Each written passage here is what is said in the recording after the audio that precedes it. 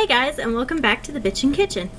Today I'm going to talk about what happens if you are caught in a place where you don't have purified running water. Well, there are many different purifying products on the market, but what happens when you don't have any and you can't get any? So, there's actually a blog called zombieresearchsociety.com where you can actually go and they have a few different articles. One is about how to purify water. So I'm going to kind of give you a read through and demonstrate illustration wise what I think they're talking about. So the first step is to get your materials. You'll need some sort of cotton, such as a t-shirt or maybe towels if you absolutely have to, like kitchen towels, like tea towels. Any kind of fabric I'm thinking would do.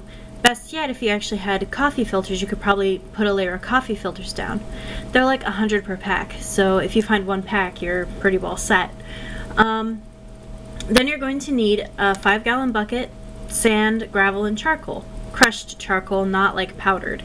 You can get this from your campfire, and I'm also planning on doing another video about how to make your own from wood that you find laying around. Either an old campground or possibly just the woods. Whatever you just happen to have laying around, old furniture and whatnot. Great use for Grandma's hideous chest, right? So, first you'll need to make several small holes in the bottom of your bucket. And I'm going to draw my best imitation of a bucket with just little tick marks representing the holes. Yay, holes. Okay, and that's for the water to drain out of. Like that. Yeah. So, and then it says you'll want to line the bottom of the bucket with a cotton fabric. So this is probably to purify it in the fact that you don't want little bits of rock in your drinking water. That's my best imitation lining right there. And then it says to cover this with some of your gravel to a depth of about 2 inches. Now, the reason for this is probably because the gravel will help raise up the materials so that the water can actually fall through. Okay. And this is represented by the blue 2s. Okay. Because when things are raised, the water that trickles through has more room to actually fall. Because if you've ever tried straining anything, you'll realize that you do need a bit of space to actually let the water fall, or else it's just going to soak into the material and stay in the material. Common sense. And then the third step is to add another 2 inches of crushed charcoal.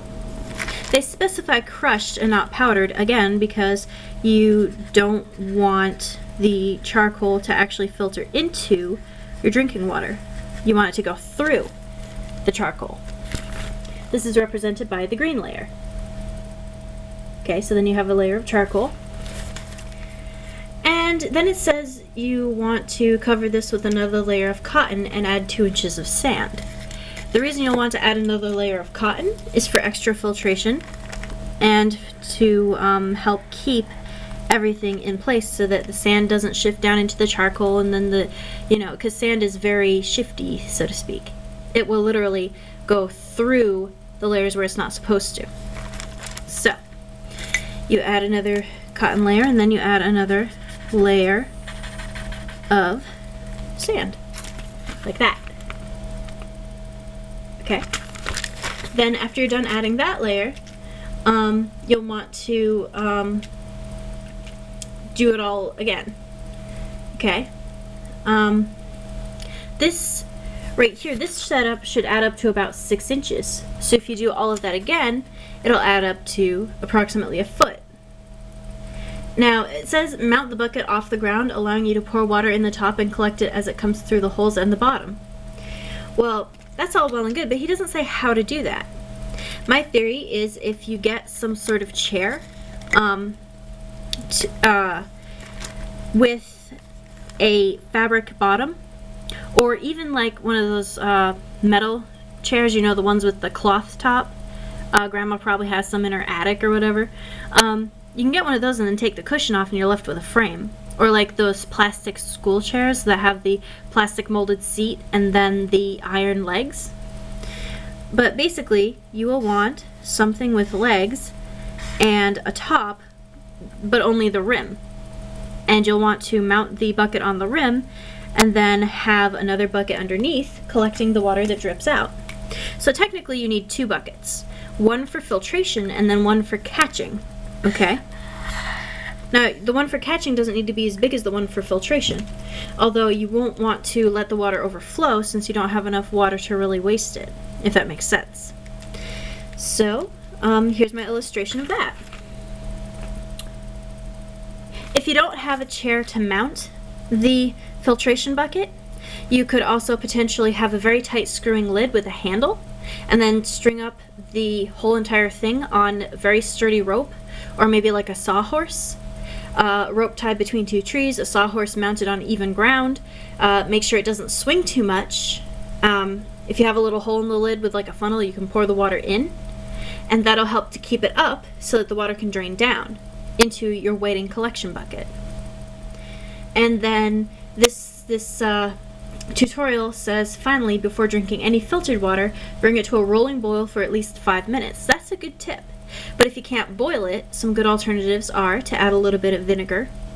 You only need like, I think it's a tablespoon per gallon or something, and even that's ridiculously high. Let it set for a little bit, and that should help purify it if you cannot get to boiling water. So that's my read-through on an article about water purification filtration. So let me know what you think. Once again, this is the illustration. We have the actual filtration of getting sediments out, and then we have how to set it up to collect. Let me know what you guys think.